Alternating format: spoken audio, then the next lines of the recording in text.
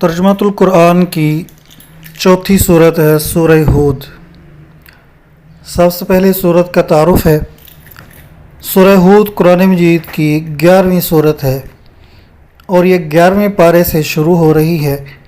इस सूरत का आगाज़ हरूफ मुक़त्तआत यानी अलिफ लाम रा से हो रहा है। मुक़त्तआत वो हरूफ जिनको अलग अलग करके पढ़ा जाए। जिस तरह यहाँ पे अलिफ लाम रा, ये दिखने में तो ऐसे ही लग रहा है जैसे इसको एक ही बार पढ़ा जाएगा, लेकिन ये तीनों अल्फाज अलग अलग करके पढ़े जाएंगे।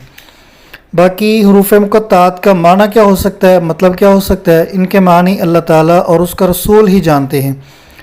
सूरह आल इमरान उसके पहले रुकू में है कि हरूफ मुक़त्तआत ये सिर्फ़ इसका माना और मफ़हूम अल्लाह ताला ही जानते हैं। अल्लाह ताला के अलावा इनका माना, इसका मतलब, इसका मफ़हूम कोई नहीं जानता। बाकी जो दूसरे लोग हैं उनके लिए इतना ही काफ़ी है कि वो इस पर ईमान रखें कि ये भी अल्लाह ताला के कलाम का हिस्सा है। सूरह हूद मक्की सूरत है। इसमें 10 रुकू और 123 आयात हैं। इसका नाम अल्लाह ताला के नबी हज़रत हूद अलैहिस्सलाम के नाम पर है। आप अलैहिस्सलाम कौम आद की तरफ नबी बनाकर भेजे गए। हज़रत अब्दुल्लाह बिन अब्बास रज़ी अल्लाह ताला अन्हो से रिवायत है कि नबी करीम सल्लल्लाहु अलैहि वसल्लम से हज़रत अबू बकर सिद्दीक़ रज़ी अल्लाह ताला अन्हो ने अर्ज़ किया, आप सल्लल्लाहु अलैहि वसल्लम तो बूढ़े हो चले हैं। आप सल्लल्लाहु अलैहि वसल्लम ने फरमाया, मुझे सूरह हूद, सूरह वाक़िया, सूरह मुरसलात, अम्मा यतसाअलून और इज़ा शम्सु कुव्विरत, इन सूरतों ने बूढ़ा कर दिया। इन सूरतों ने कैसे बूढ़ा कर दिया? ये वो सूरतें हैं जिनमें क़यामत का वाक़या है, क़यामत के बारे में बताया गया है, क़यामत की सख्तियों का तज़किरा है। तो ज़ाहिर सी बात है कि एक अल्लाह ताला के नबी हैं, उन पर बराह रास्त वही नाजिल हो रही है, तो वही इसका माना और मफ़हूम अच्छी तरह से जानते हैं। तो इस वजह से आप अलैहिस्सलातु वस्सलाम ने ये बात फरमाई। हज़रत अब्दुल्लाह बिन अमर रज़ी अल्लाह ताला अन्हु से रिवायत है कि एक शख्स रसूलुल्लाह सल्लल्लाहु अलैहि वसल्लम के पास आया और अर्ज़ किया, अल्लाह के रसूल मुझे कुरान मजीद पढ़ाइए। आप सल्लल्लाहु अलैहि वसल्लम ने फरमाया, उन 3 सूरतों को पढ़ो जिनके शुरू में अलिफ लाम रा है। तो चूँकि सूरह हूद भी वो सूरत है जो अलिफ लाम रा से शुरू हो रही है, तो ये इसकी फजीलत में आ जाएगी। मरकज़ी मौजू सूरह हूद का मरकज़ी मौजू अक़ाइद इस्लाम का बयान है, जिनको तारीख़ी हक़ाइक़ और अक़ली उसूलों से वाज़ेह किया गया है। अक़ली उसूल यानी वो बातें जिनको अक़ल भी मान लेती है। और उसके बाद बुनियादी मज़ामीन है। सूरह हूद की इब्तिदा में कुरान मजीद की अज़मत व फ़जीलत का ज़िक्र है और नबी करीम सल्लल्लाहु अलैहि वसल्लम की 2 सिफ़ात बशीर और नज़ीर बयान हुई हैं। बशीर का माना है खुशखबरी देने वाला और नज़ीर का माना है डराने वाला। साबका अंबिया किराम अलैहिमुस्सलाम में से हज़रत नूह, हज़रत हूद, हज़रत सालेह, हज़रत इब्राहीम, हज़रत इसहाक़, हज़रत याकूब, हज़रत लूत और हज़रत शुआइब और हज़रत मूसा अलैहिमुस्सलाम का तज़किरा करके अहले मक्का को साबका इताअत गुज़ार उम्मतों के अच्छे अंजाम की तरफ मुतवज्जे करके उनकी पैरवी करने की तरगीब दी गई है। इताअत गुज़ार बनने के लिए ईमान लाने और नेक आमाल करने को मेयार करार दिया गया है।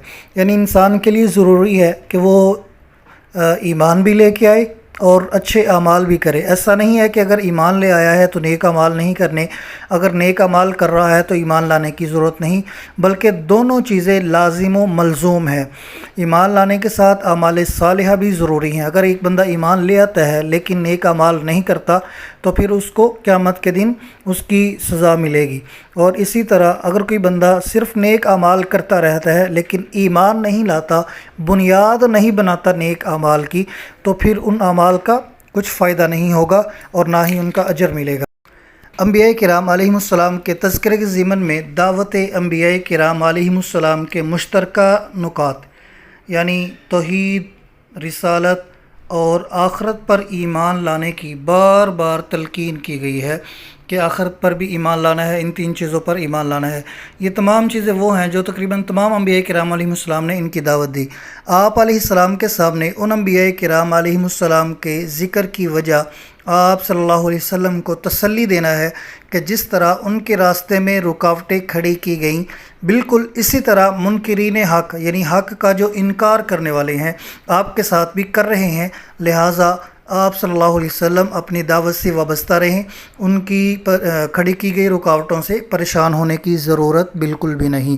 اس صورت میں حضرت نوح علیہ السلام کی کشتی کا تذکرہ ہے، جس کو دیکھ کر آپ کی قوم نے مذاق اڑایا، لیکن جب طوفان آ گیا تو تنور بھی ابل پڑے۔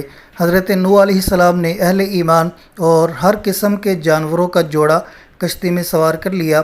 کشتی میں سوار ہوتے وقت آپ علیہ السلام کو یہ دعا سکھائی گئی، بسم اللہ مجریہا و مرساہا ان ربی لغفور الرحیم۔ تو ہمیں بھی چاہیے کہ جب ہم سواری پہ سوار ہوں تو سواری پہ سوار ہوتے وقت یہ دعا پڑھیں، اور جب سواری چل پڑے تو پھر اس وقت سبحان الذی سخر لنا ھذا وما کنا لہ مقرنین، یہ والی دعا پڑھیں۔ اس صورت میں حق کو نہ ماننے والوں کی مثال اس طرح بیان کی گئی ہے کہ جیسے اندھا اور بہرا، حق کو قبول کرنے والوں کی مثال اس طرح ہے جیسے دیکھنے اور سننے والا۔ جس طرح اندھا، بہرا اور دیکھنے سننے والا آپس میں برابر نہیں ہو سکتے، اسی طرح مومن اور کافر اس دنیا میں اور آخرت میں برابر نہیں ہو سکتے۔ مومن کا ٹھکانہ جنت اور کافر کا ٹھکانہ دوزخ ہے۔ اس صورت میں حضرت ہود علیہ السلام اور آپ کی قوم کا تذکرہ ہے۔ حضرت ہود علیہ السلام نے قوم عاد کو توحید کی دعوت دی، اللہ تعالیٰ کی وحدانیت کی طرف بلایا، قوم کو استغفار کرنے اور توبہ کرنے کا حکم دیا کہ اگر تم توبہ اور استغفار کرو گے تو بدلے میں نعمتوں کے نزول اور رزق میں اضافے کی خوشخبری سنائی کہ یہ چیزیں ملیں گی، اور اللہ تعالیٰ کی ذات پر بھروسہ رکھنے کی تعلیم دی۔ حضرت صالح علیہ السلام نے قوم سمود کو توحید، توبہ، استغفار اور ایمان و یقین کی دعوت دی۔ حضرت صالح علیہ السلام کی قوم نے پہاڑ سے اونٹنی کے برآمد ہونے کا مطالبہ کیا، لیکن یہ قوم مطالبہ پورا ہونے کے باوجود ایمان نہ لائی۔ بالآخر ایک سخت چنگاڑ کہتے ہیں چیخ کو، سخت چنگاڑ سے وہ قوم ہلاک کر دی گئی۔ قوم سمود کے بعد حضرت ابراہیم علیہ السلام اور حضرت لوط علیہ السلام کا تذکرہ کیا گیا۔ حضرت ابراہیم علیہ السلام کو حضرت اسحاق علیہ السلام اور حضرت یعقوب علیہ السلام عطا کیے جانے کی بشارت دی گئی۔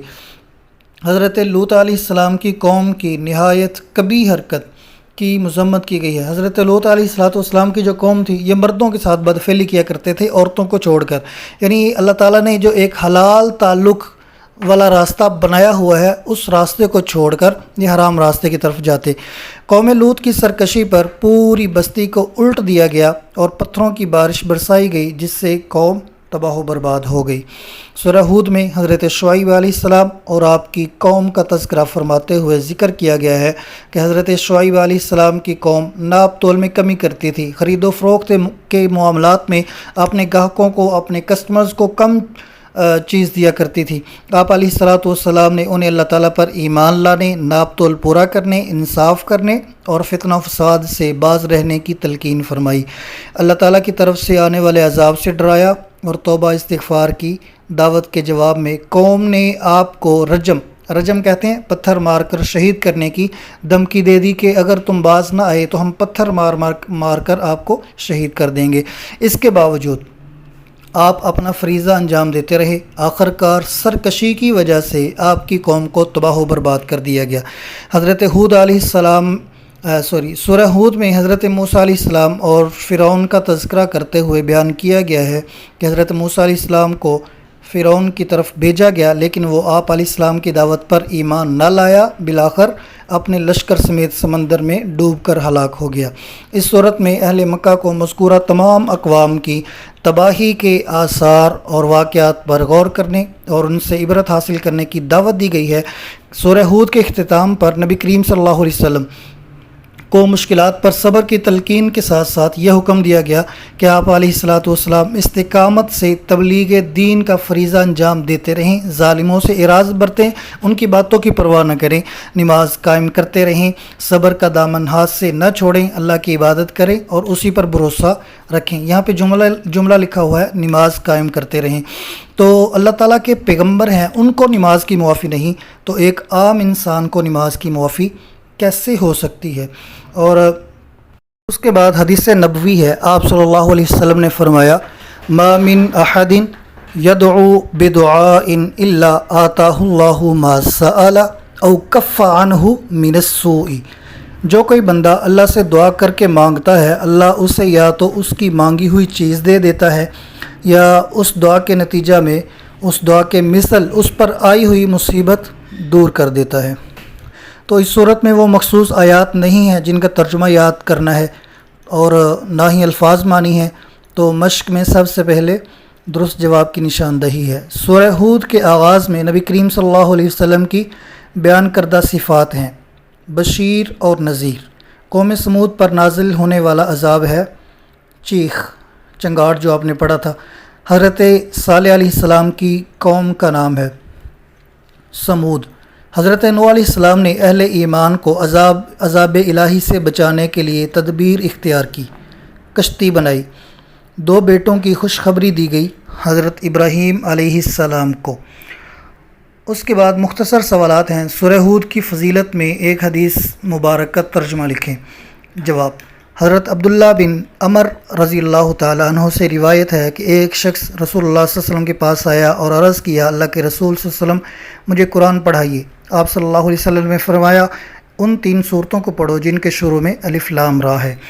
सवाल नंबर 2 है, सूरह हूद कितने रुकू और आयात पर मुश्तमिल है? जवाब, सूरह हूद मक्की सूरत है। ये सूरत 10 रुकू और 123 आयात पर मुश्तमिल है। सवाल नंबर 3, सूरह हूद में बयान किए गए 2 अहकाम लिखें।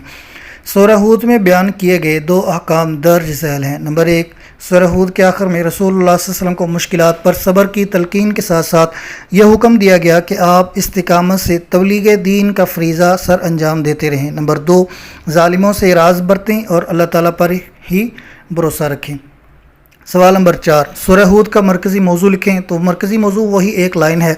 सूरह हूद का मरकज़ी मौजू अक़ायदे इस्लाम का बयान है जिनको तारीख़ी हक़ाइक़ और अक़ली उसूलों से वाज़ेह किया गया है।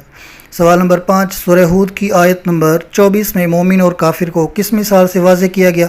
जवाब, इस सूरत की आयत नंबर 24 में मोमिन और काफिर को अंधे, बहरे, देखने वाले और सुनने वाले की मिसाल देकर वाज़ेह किया गया है कि जिस तरह ये अंधा और देखने वाला, बहरा और सुनने वाला बराबर नहीं हो सकता, इसी तरह मोमिन और काफिर भी कभी बराबर नहीं हो सकते। तो ये मुख्तसर सवालात थे 5 जो हो गए।